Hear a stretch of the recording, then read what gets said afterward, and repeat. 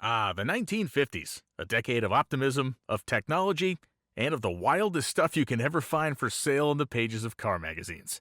There's loads of great stories you can check out in those magazines, but I really love flipping through them to look at the ads. And that's what we're going to do here. All the photos and wacko products you're going to see were actually for sale on the pages of Motor Life magazine, and all of these come from issues dating between 1956 and 1961. Remember, all this stuff was real and actually for sale.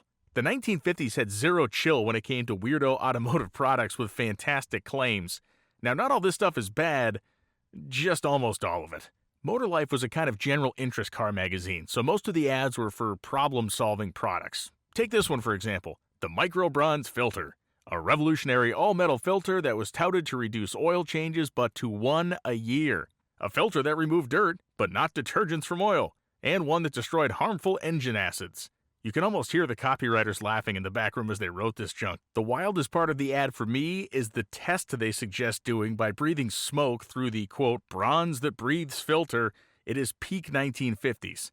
For just $6.95, you too could own one of these miracle filters. Oh, and if you truly decided to change your oil once a year in your 1950s car, you'd likely be replacing engines at about the same interval. But hey, the filter lasts forever. Now here we have a company called Lifelong Brand Batteries, and wait, is that the same mailing address as the guys that did the filter? It is, of course, the same company. These are the same guys that made the bronze, quote, lifetime oil filter, but this is an even better gem in the form of the Lifelong Silver Nuclear Cell Battery. Advertised to, quote, recuperate in 1 minute after being completely discharged, and also with the bizarre claim that the battery makes 100,000 starts a month, this ad, for all the millions of words on the page, has absolutely no factual information about the performance of the product. Outside of the word nuclear in the name, which seems totally misplaced anyway, this just looks like a regular old lead-acid cell battery, likely of inferior construction to the big-name batteries that were already out there for sale. But when you put the word nuclear in anything in the 1950s, it got people's attention. And of course, calling it lifelong was another thing. But wait a second, we're not quite done with these guys yet. More on them in a minute.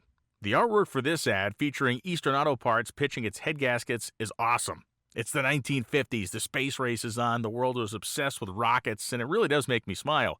The wild part here is the claimed 20% increase in compression ratio from a simple head gasket swap. Now, this was an era when head gaskets were very thick, so replacing them with these copper shim-style gaskets would be way thinner and would bring the head way closer to the top of the block and bump the compression, but 20% is pretty wild. And if the guy didn't use better fuel and get the timing right, old John Q. Public would be in for a main bearing wrecking, detonating, piston ring busting good time.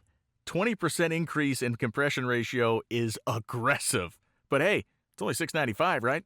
Okay, this one is actually cool. The Austin Healey 100 remains a totally classic sports car, and in the proper sense.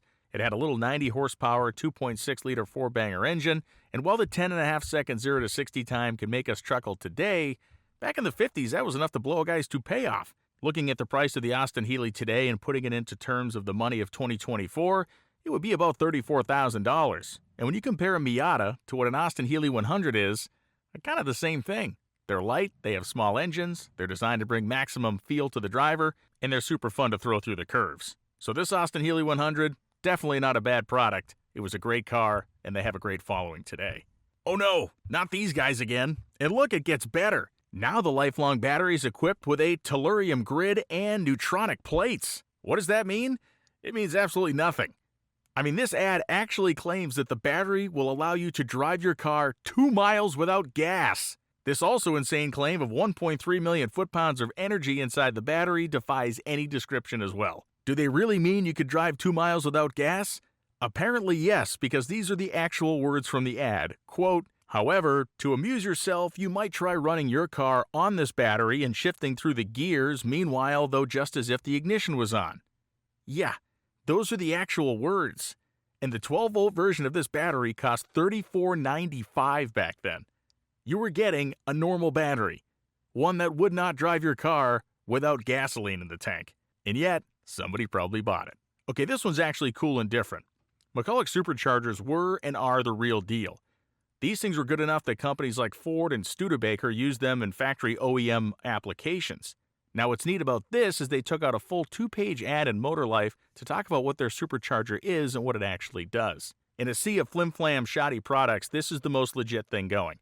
Robert Mccullock is an underappreciated genius in the automotive world. From chainsaws to blowers, this guy did it all. And unlike most of the stuff in this video, the Mccullock blower was legit and used by thousands back in the day. The Paxton Supercharger Company carries on that legacy today, or as they were known back then, the Paxton Products Division of Mccullock. This was a big investment for them inside a magazine really intended for run-of-the-mill gearheads, not necessarily the high-performance enthusiast. I think it's pretty cool. Okay, this is really and truly incredible. How to Cash In on Uranium may be the greatest line ever published in a car magazine. The official Uranium Year Book was chocked with such information as, and yes, this is all real, how to build a Geiger counter at home, how and where to look for uranium, other valuable minerals for the uranium prospector, the art of carborne prospecting, how to choose and use counters, success stories of the year. And I am sure those success stories are absolutely all 100% true and not at all fabricated and completely made up, right? Yeah. Hey, for $2 you got all the info you needed to strike it rich in the burgeoning field of uranium stuff.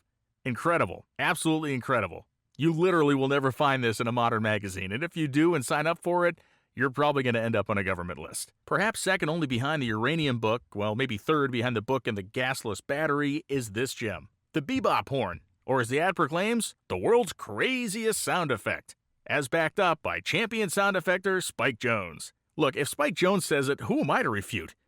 The ad tells us that girls go for it in a big way, that it makes your stock horn sound like, quote, an Italian musical bus horn that nearly stole Humphrey Bogart's last picture from him. For $6.95, you can score this, quote, precision instrument built for, quote, rugged service. Oh, so what does it actually do? Well, it splits the high and low-toned horns of cars back in the time, which would normally go off in unison, and made them go off 10 times a second in alternating fashion every time you hit the horn. Yeah, I am sure the girls just loved it. Okay, when it comes to manufacturer humble brags of the 1960s, this one from a Ford ad in 1961 is beyond the pale. Really, there are two embedded in here, but the first and most obvious is the one made by NASCAR star Johnny Mantz, bragging on the fact that he smashed the brakes down on a Ford Galaxy going 115 miles an hour, and it took 11 seconds to stop. Okay, we're going to do a quick test here. I am going to pretend to hit the brakes and then come back to you in exactly 11 seconds. Ready? And brakes.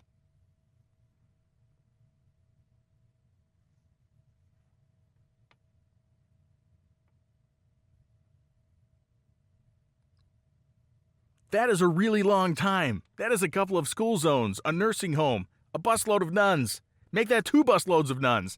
The current county you're in, perhaps the international date line we just went sliding past. 11 seconds to stop a car, and yes, a big car, and yes, at 115 miles an hour on the skinny, crummy tires of the day. Why were they bragging about this?